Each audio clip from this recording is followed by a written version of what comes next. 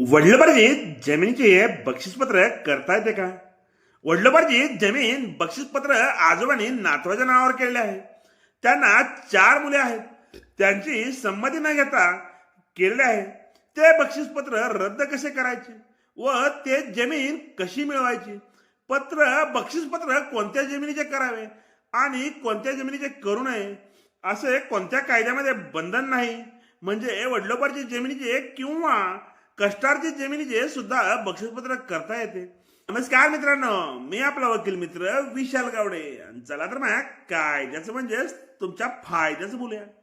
आता वर सांगितल्याप्रमाणे पाहूयात. सर्वात महत्वाची बाब आहे की मिळकत जर वडिलोपार्जित असेल तर नेमके किती क्षेत्राचे बक्षीसपत्र करता येते आणि हिश्श्यापेक्षा जास्तीचे बक्षीसपत्र केले तर त्या बक्षीसपत्राचे कायदेशीर महत्व काय? कोणतीही व्यक्ती वडिलोपार्जित मिळकत मधील स्वतःच्या हिश्श्याची बक्षीसपत्र करू शकते, परंतु हिश्श्यापेक्षा जास्त क्षेत्राचे बक्षीसपत्र केले तर जास्तीच्या क्षेत्राचे बक्षीसपत्र बेकायदेशीर ठरते. उदाहरणार्थ, वडील आहेत आणि त्यांना 4 मुले आहेत.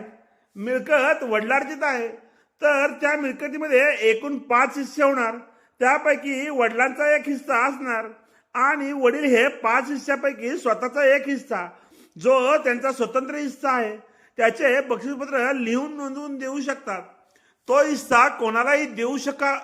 परंतु जर त्यांनी स्वतःच्या 5व्या हिस्सापेक्षा जास्त क्षेत्राचे बक्षीसपत्र केले असेल तर ते इतर सहहिस्सेदार त्यांच्यावर हे बक्षीसपत्र बंधनकारक नसते.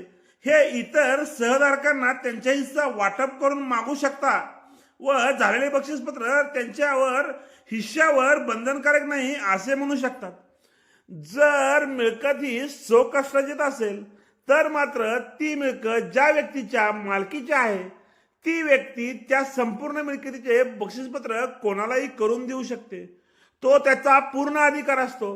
अशा प्रकारे हिस्सा पेक्षा जास्त क्षेत्राचे बक्षीसपत्र नोंदवले गेले असेल तर ते बक्षीसपत्र आपल्या हिश्श्यावर बंधनकारक नाही व त्या मिळकतीमधील आपला हिस्सा वाटप करून मिळावा म्हणून सहहिस्सेदार हे वाटपाचा व ठराव होऊन मिळण्यासाठीचा दावा दिवाणी न्यायालयात दाखल करू शकतात.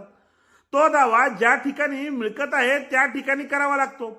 अशा प्रकारचा दावा दाखल करण्यासाठी सातबाराच्या उतार्यावर बक्षीसपत्राची सही शिक्क्याची नक्कल तसेच त्या बक्षीसपत्राच्या आधारे सातबाराच्या उतार्यावर नोंद होण्यासाठी जी फेरफार नोंद झालेली आहे त्या फेरफार नोंदीचा उतारा मिळकत वडिलोपार्जित होती हे दर्शवण्यासाठी जुन्या आजोबांच्या नावचे सातबाराचे उतारे व फेरफारचे उतारे हे सर्व कागदपत्रे आवश्यक असतात.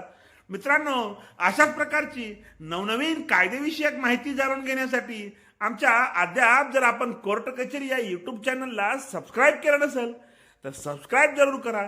त्यासोबतच आमच्या कोर्ट कचेरी या ऑफिशियल इंस्टाग्राम व कोर्ट कचेरी या ऑफिशियल फेसबुक पेजला फॉलो करा.